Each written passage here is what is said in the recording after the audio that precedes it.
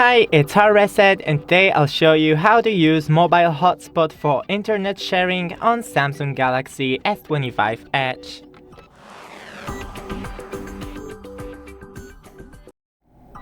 Scroll from the top and once again for mobile hotspot.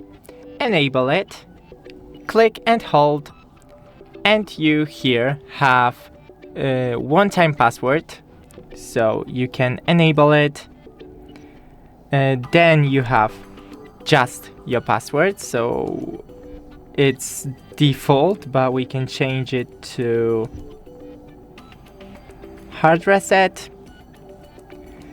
And you can prioritize real-time traffic. So that's it. Don't forget to leave a like and see you in the next one.